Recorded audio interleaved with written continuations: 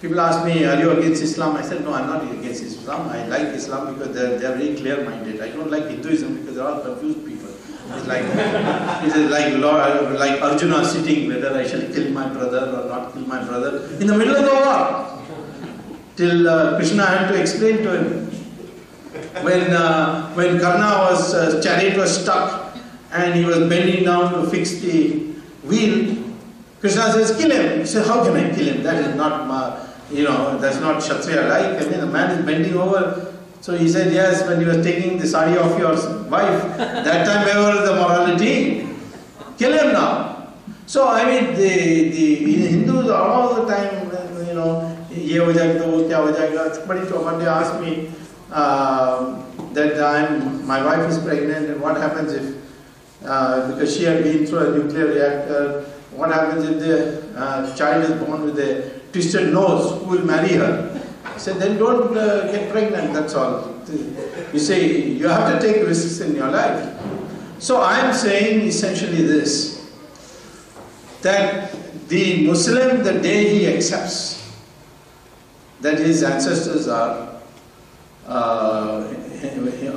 Hindus, and he accepts it with pride, then he can be part of this Hindustan family. If he doesn't, then what does it mean? That his ancestors are Gori, Ghazni? What does it mean by that? So this is the one issue which needs enforcement for preserving our strategy, our heritage. I mean, people say, no, everybody has contributed, we are now a composite society. But actually, Ganga is also a composite river. How many rivers go and join Ganga? But the Ganga's name does not change. It is still Ganga all the way down to the Bay of Bengal. You see?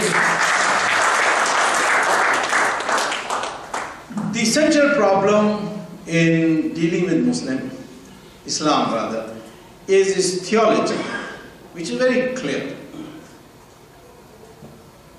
You will find that when Muslims are in minority, what they demand, they will not agree to the minority when they are in majority. As a minority, they will want masjids to be built, they want azan to be allowed, they want their dadis to be grown, they want their marry 4 women, they want all these things they will demand. But if the Hindus of Saudi Arabia, and there are many because they have gone there as workers, they want to build a masjid, a temple, no, not at all. They want to celebrate Diwali, no, not at all. Want to do Satyanarayana Puja inside my house? No, not at all. And there is a punishment if you do it. You can't even carry Ramchandraji's photograph in your pocket while going to work. That is what they have there. So you ask a Muslim, in Saudi Arabia, they don't allow our mandirs, why we should allow you masjid? Well, before you ask that, there will be a case filed against you by the government under 153A IPC and saying that you are a communal person, stoking the fire, etc., etc. But Muhammad very clearly laid down 3 things. Laid down one very clear concept of the 3-part division of the world. He said, part 1, Darul Islam, where Muslims are in power and in majority. No minority. They should be either converted or killed. Very clear, at least in Sirah and Hadith it is extremely clear. Even in Quran it is there. That's the concept of kafir that comes there. Second, if the Muslims are in minority but the majority is Rasgullah type, I mean it is not united, then we must go on agitating for more and more. First you ask for removal of the Uniform Civil Code, then you ask for reservation, you ask for more after that, ask for holiday on Friday. Go on making more and more demands. And the amorphous majority will go on yielding, and ultimately your idea is through love jihad, through infiltration, so on, to convert that into Darul Islam. This society, which is Muslim minority with a amorphous majority, is called Darul Haram. And finally, there is something called Darul Ahad, where Muhammad propagated the concept of Al-Taqiyya. And that was, he said, if the majority is united, then surrender for the sake of survival. Make any commitment. Let it be temporary, but make any commitment. In Australia, the majority is united. One day, Imam said, I am not happy with the Uniform Civil Code. So, what happened?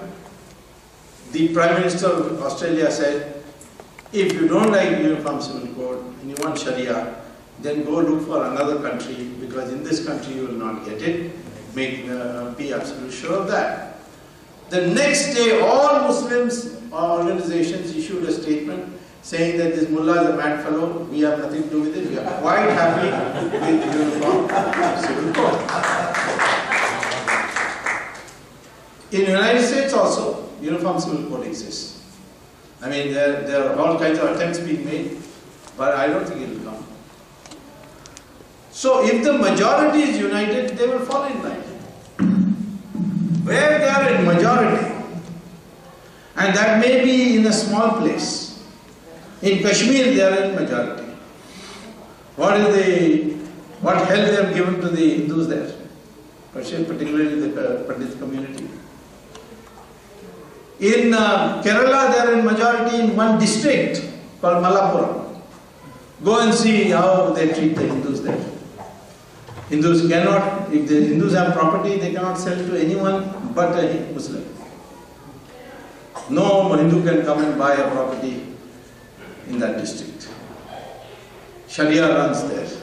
One professor wrote an article, was an English article, exam paper for punctuation marks. And he had lifted that article from a newspaper where some anti-Muhammad remarks were made. So the Sharia court in Malappuram passed a fatwa that his hands should be cut. And when he was going for a walk, his hands were cut. And he was not even a Hindu, he was a Christian. So, they are very clear. If you are majority, then Sharia will prevail. Even in a small area like a town panchayat in Tamil Nadu, where the total population of Muslims is only 5% in Tamil Nadu. There in the town panchayat near Vellore, called Mel Visharam, they are in majority. Go and see how they treat the Hindus there. Because their mind is clear. So if we want to preserve our country as a Hindustan, then we have to ensure and understand this. Do you know that the Saudi Arabia ambassador told me some time ago, and I checked and found to be true, that Saudi Arabia does not consider a mosque or a masjid as sacred. They demolish masjids regularly to build roads. How many people know this? I don't think anybody knows this. Recently in Makkah, the Saudi Arabian sheikh or king wanted to build a palace. So they looked over all the areas and found one area, very nice area, but there was a masjid there. It was the masjid which was called Bilal Masjid, where Muhammad used to read namaz. So the Saudi Arabian government issued an order, demolish it. So all the archaeologists and all that said, no, why at least this one you please leave. This is Muhammad, where Muhammad read his namaz. So the Saudi Arabian government issued another circular that such propagation, that this masjid should not be demolished because Muhammad read namaz there, is anti-Islam because it is tantamount to idol worship, and we will not permit it in Saudi Arabia. And they demolished it. Can we demolish masjids in our country? By the way, you cannot demolish temples. When I was law minister, I had a case in England where somebody stole a Nataraj statue from here and auctioned it there, or put it up for auction. So I sent our lawyers to argue the matter. We argued in the House of Lords that when a mandir is made or a temple is constructed, we conduct what is called as a prana pratishtha puja. And a prana pratishtha puja where you fast for 41 days. God enters the murti. From that day, this temple becomes the owner of the temple becomes that God. I am only trustee. And this argument we used it this time in the Babri Masjid case in Ayodhya in the Allahabad High Court. And the Allahabad High Court has accepted this principle. The British House of Lords also accepted this and directed that the Nataraj statue should be returned back to India. So if a temple is built with Prana Pratishtha Puja, it has to be rebuilt. And it remains a temple even if there is no puja going on. I am telling you, all your Kashmiri Pandits, that all your temples will return one day. Because that is a fundamental right of yours. So I would say, first is identity. Then we develop a common language. And that ultimately has to be Sanskrit. We must do it the way Shankaracharya did with Pali. He went on introducing more and more. After he defeated all the Buddhist scholars and made them all Shankaracharyas and all that, he then started, the Shishyas wanted to ban Pali. He said, no, just go on adding Sanskrit words. And Pali one day became Sanskrit. It was all Sanskrit words only. So same way Hindi, go on adding Sanskrit words to it till it becomes Sanskrit. Sanskrit is now computer compliant language. So you want to preserve your heritage, learning Sanskrit is very important. What you NRIs can do here is see that your children get Sanskrit tuition. You yourself, if you can find time to learn it. Sanskrit pronunciation, Sanskrit words produces vibrations in your body which makes a fundamental difference to your whole outlook. So this is another thing that we need to do. There are only two more things and then I will terminate my talk.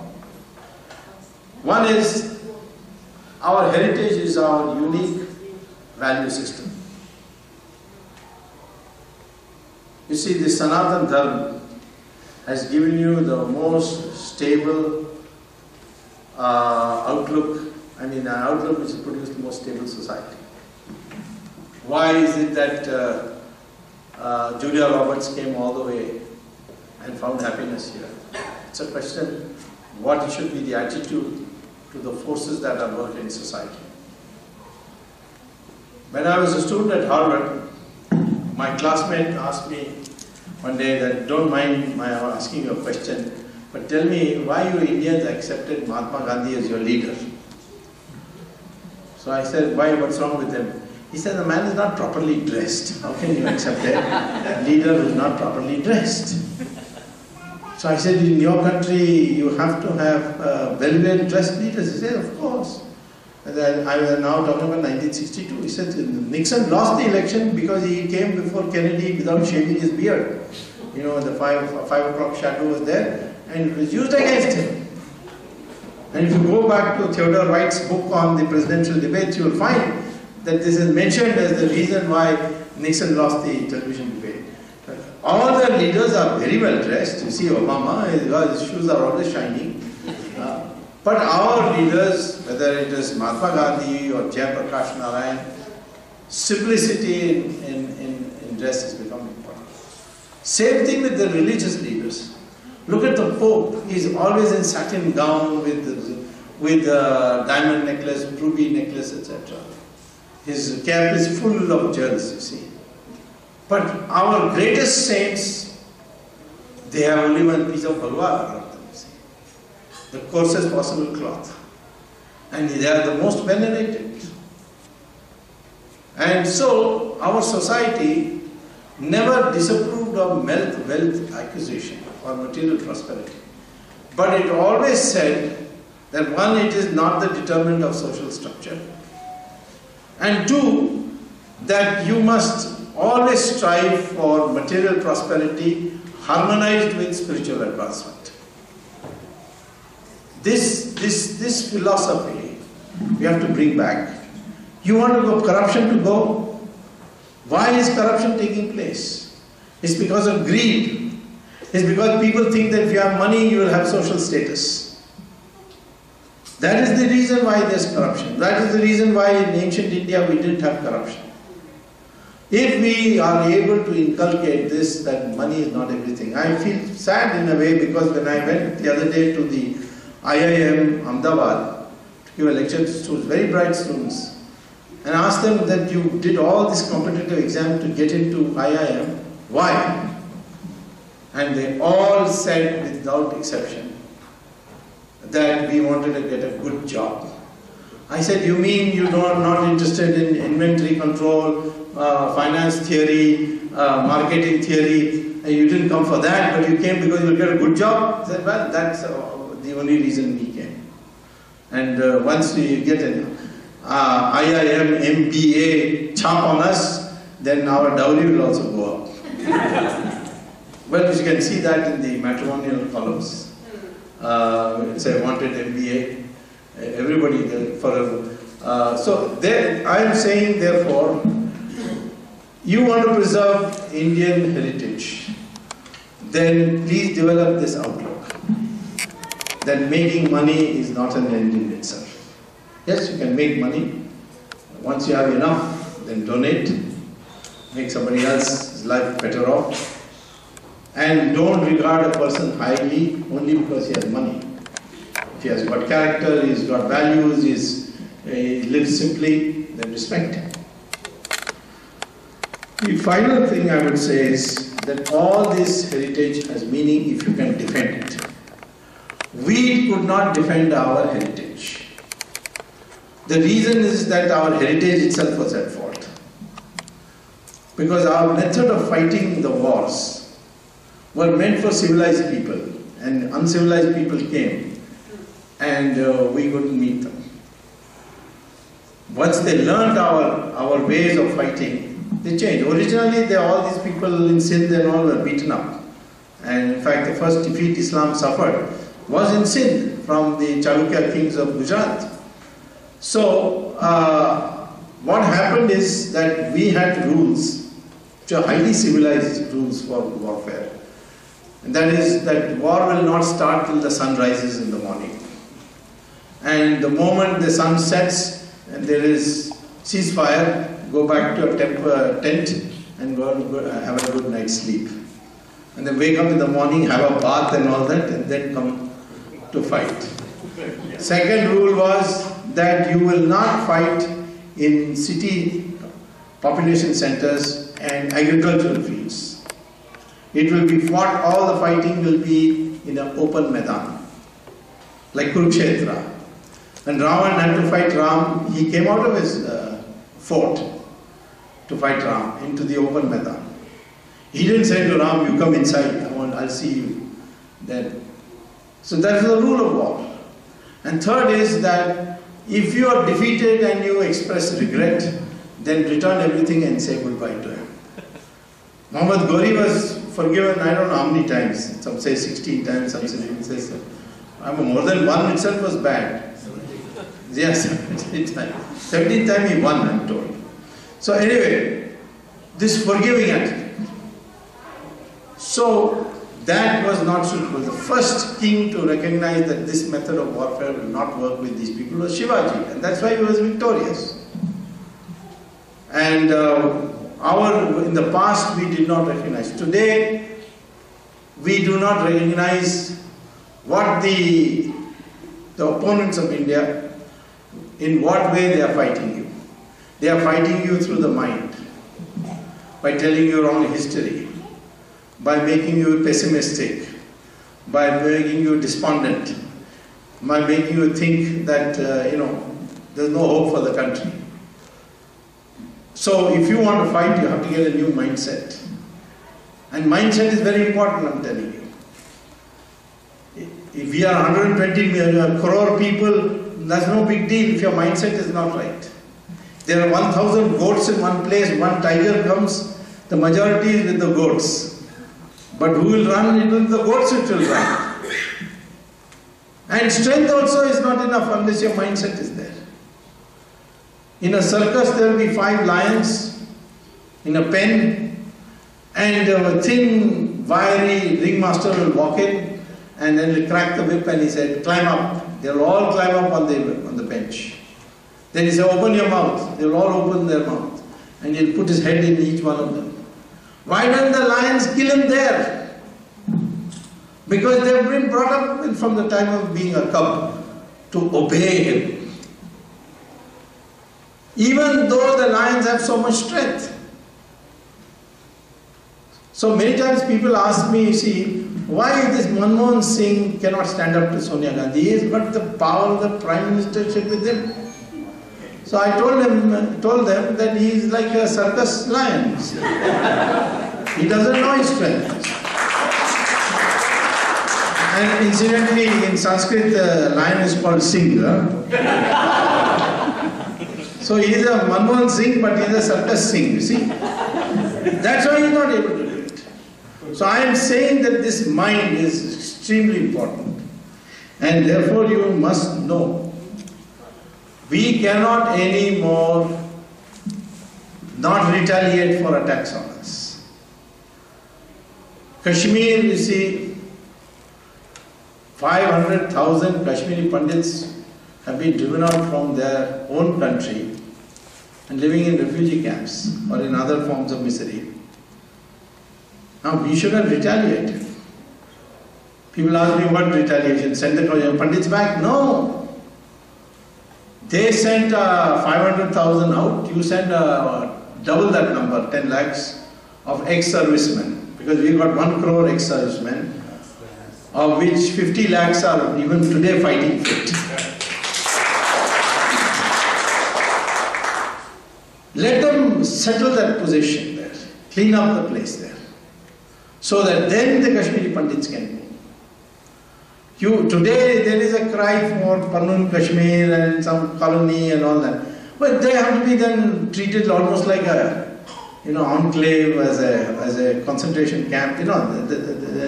That's too much. You break the back of this mentality. And nobody can complain. The other day I went to Srinagar, they asked me, what about 370? I said 370 has already been declared dead letter because the militants drove out the Kashmiri Pandits. They said, how does that affect T370? I said 370 was brought in as a temporary measure, of course, only for the purpose of ensuring that the religious demography or religious composition of Kashmir is not altered by migration. When you have driven out the Kashmiri Pandits, you have altered the democratic flow. So therefore there is now no reason. In any case, 370 is a temporary measure. It's the only article in the constitution which does not require a parliamentary 2/3 majority to amend it. All it requires is a presidential notification which has to be drafted by the cabinet. I can assure you that I'm pretty sure that there will be a new government in the end of the next election. It will be the NDA government. I suppose that I should be a part of that because Janata Party is a member of that. And I can tell you that Article 370 will be the first one to go. Yeah. And this is not I'm telling you here. I went there in Srinagar also said it. They asked me, what about plebiscite? I said, plebiscite was promised by Jawaharlal Nehru. It was not a cabinet decision. So you ask Jawaharlal Nehru to give you So one pressman said, this is not a joking matter. You tell us how we can meet Jawaharlal Nehru. He said, ask any terrorist to arrange for your trip.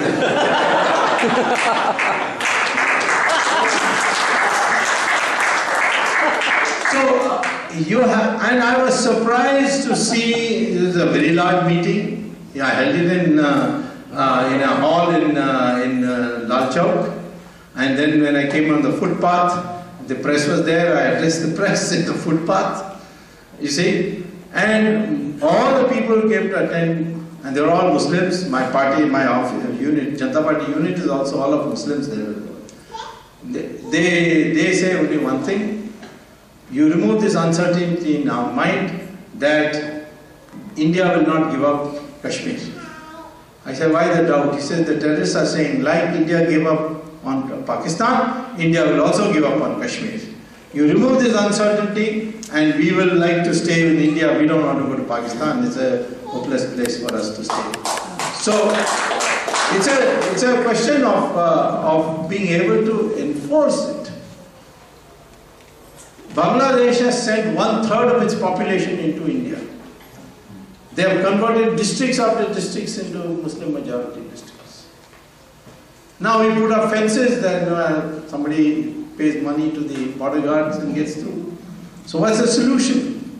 The solution is to tell Bangladesh that we created Pakistan, out of which Bangladesh also emerged, on the grounds that those Muslims who do not want to live with Hindus should be given separate land. Now after you got the separate land, the Muslims have come back to live with Hindus. That means the principle on which we gave you land has been defeated. So since 1/3 of your population has come to India, either you give us 1/3 of your country or you take them back. Take your people back. And if you look at the Bangladesh map, there is a town called Sylhet, another town called Khulna. You draw a line and the land above it is 1/3. I asked the Indian Army chief one day whether he could. He said, yes, in 1 week you just walk across, provided you can ensure that it doesn't invoke the Chinese to come down. That, of course, is part of the diplomacy that we have to think. But ultimately, these are the kind of solutions we have to work on. We have to ensure that if the Hindus are attacked or your heritage is attacked, you will retaliate. I've already said in a number of places that if there is an alternative government of the NDA, and I'm part of it, I will work for seeing that based on what the Saudi Arabians have said, that Vrindavan, Kashi Vishwanath and Ram Janmabhoomi, the masjid there will be removed and built somewhere else, and these temples will be restored back to the original temples. And the same thing will go for Kashmir. So these are some of the ways of thinking by which you can define. You need that identity concept, then only can be clear. If you think in vague terms of Indian and a new republic and all, no. You must think of yourself as the ancient Indian tradition. You must be able to communicate with all your fellow men, for which Sanskrit is the best, because Sanskrit vocabulary, by the way, is there in every other language. Even the Sanskrit haters have to accept it. So Karnanidhi one day argued with me on Sanskrit. It's a foreign language. I said, then how come your name is Karnanidhi? Because Karuna and Nidhi are both Sanskrit words, you know. You take out the dictionary of Tamil, you will find over 40% of the words are common to Sanskrit. So Sanskrit, 90% of the words in Kerala, Malayalam, 90% Bengali, they are Sanskrit words. And therefore, the vocabulary is already common too. So these are some of the commitments you have to make, and you living in this country can also do it. And you should see that you develop a value system which is not purely materialistic, but follows the Sanatana Dharma line, and that you decide to be a new Virat Hindu, not one of these Sattvic Hindus who speak goody languages, you see. Okay, so this is probably what I want to say. Thank you. Webcast going on, so I have one question from Ankit Monga from California. he was asking that the recent intercluders report, they are saying that they want to have twin cities in Srinagar or in Kashmir. So what is your idea, or how do you think about that? You see, if the present circumstances, the Kashmiri Pandits were to go back, they will have to live in a kind of prison-like situation. You see, they must be able to move as freely as the Muslims of Kashmir. For that, we have to have a different approach. I don't think that this... there was a time when psychologically the call for Pannu Kashmir had a lot of appeal. But today the idea is to get back the whole of Kashmir, including that portion which is presently under the occupation of Pakistan. And you will get a chance, because now Pakistan's new Prime Minister and others, they are all nominees of the Taliban. And therefore, Taliban control of Pakistan is now going to come very shortly, which means there will be a war with India. That is the war you should prepare for, and that is the war in which you can set right all these borders. And we already have today an appeal from Karzai in Afghanistan that please send Indian troops to Afghanistan. And if the government of India is intelligent enough to send it, then we can, from Afghanistan, Balochistan is next door, and we can play havoc with Pakistan. You know, there are lots of opportunities coming, and history is full of opportunities. Never, the Jews were what, demanding Israel from 1897. They only finally got it only in 1947. You see, so therefore, nobody should give any hope. The Kashmiri Pandits are the original inhabitants of Kashmir, and they should be restored to that position, and not to live like in a zoo, in a cage. Or in a cage environment.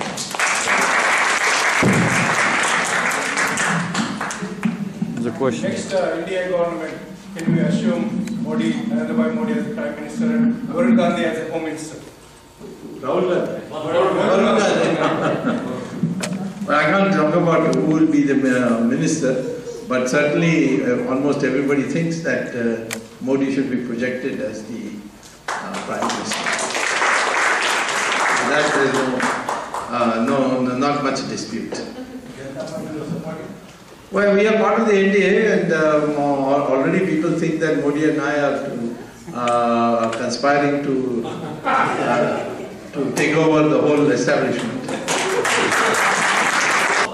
What is being done to prevent the conversion from Hindus to Christianity in eastern states of India?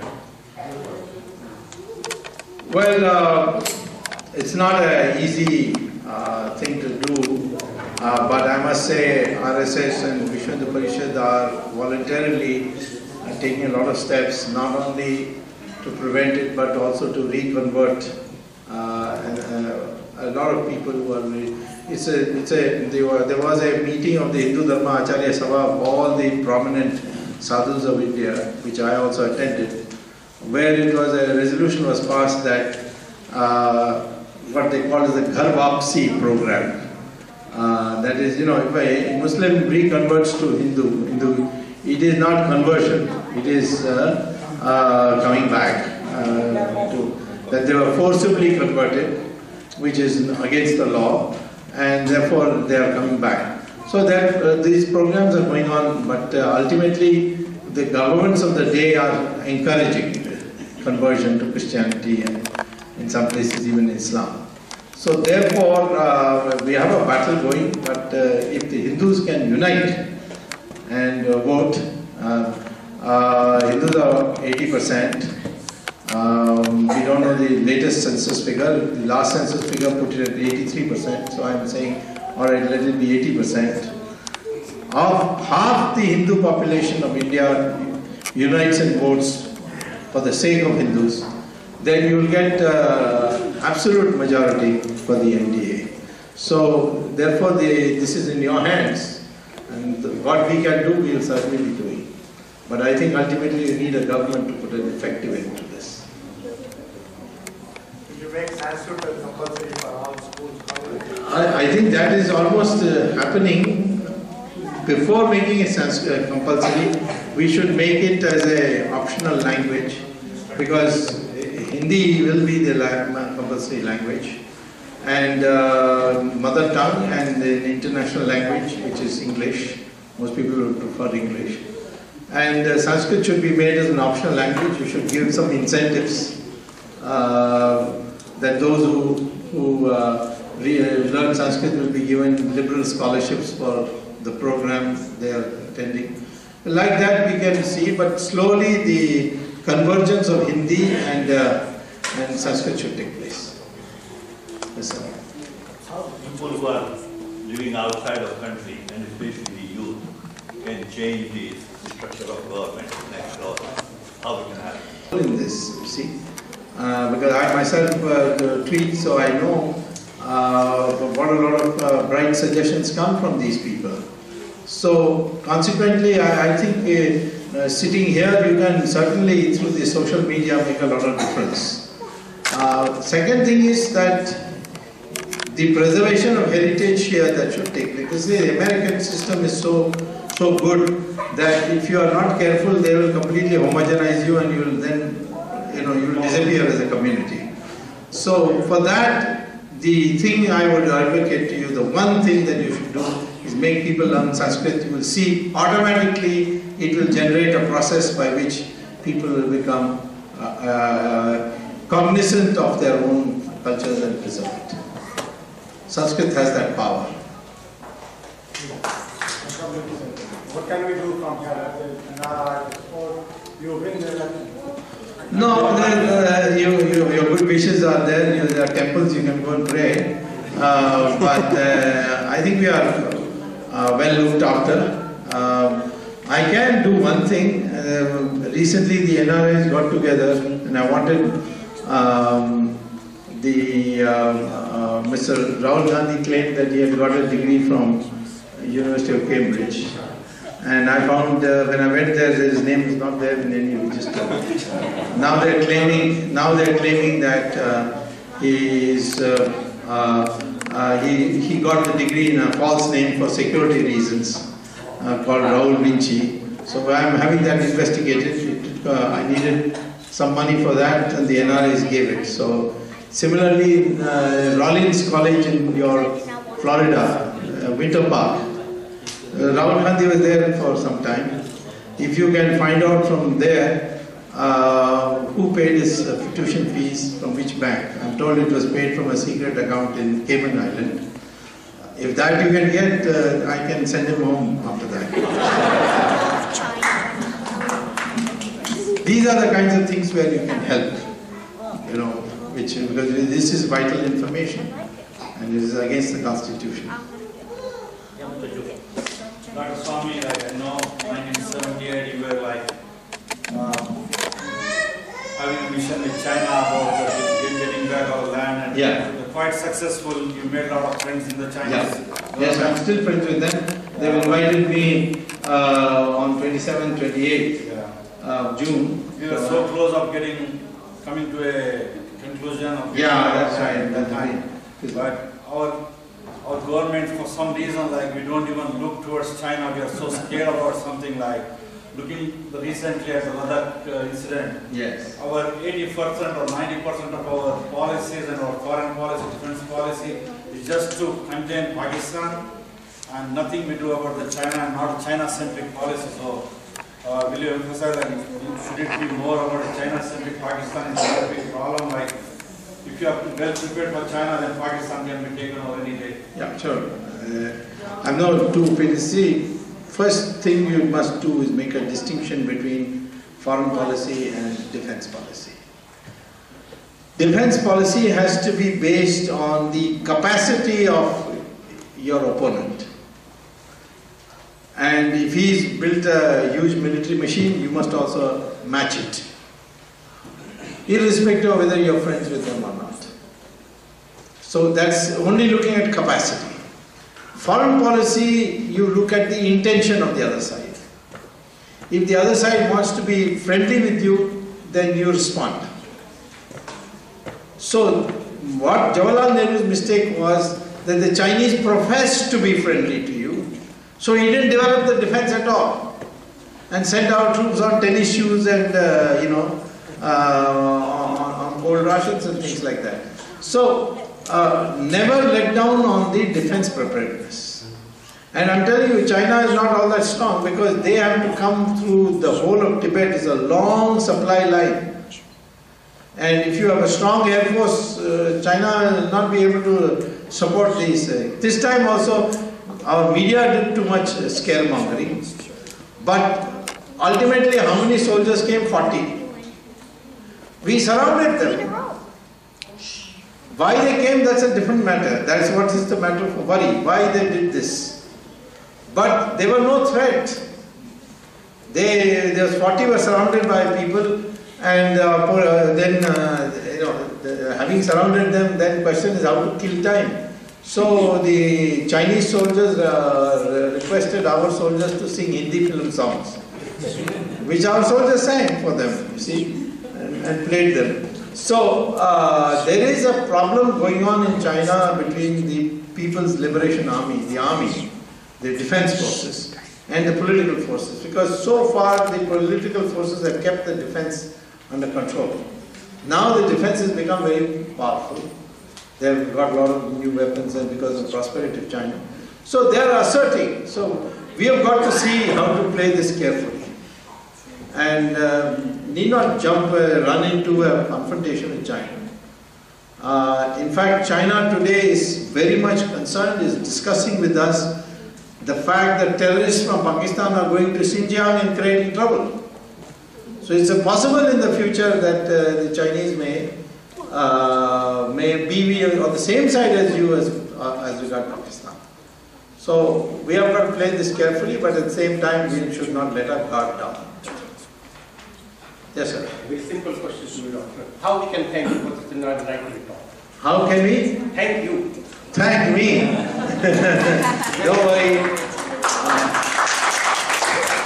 I'm doing this for the God. I'm not. One last question. Doctor, are we doing anything against Akbaruddin Owaisi for the comments that he made against Hindus? I think he's in jail, no? No, he's out. He's come out of bail. He's on bail. Is he? The case going on? Yeah, case is going on. No, don't worry.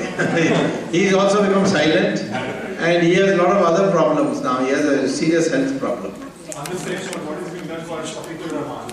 Who's he? He walked out from Parliament when the Vande Mataram was being sung. Oh, him. Yes. You want me to worry about those things? I will make him walk out of the country if he happens. Support him. I don't know whether Muslims support him. Support his act of No. See, there are lots of Muslims. Now, I'm not one who says terrorists are no religion and all that. It's all bakwas. I don't believe in that. Certainly that religion promotes this kind of activity.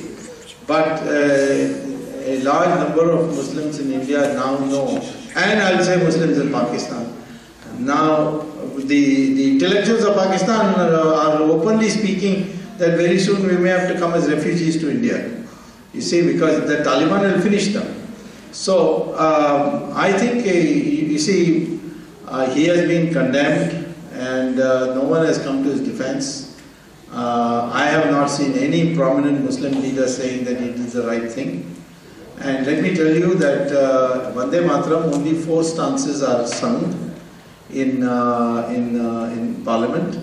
And furthermore, it was adopted by the Constituent Assembly as an alternative national song.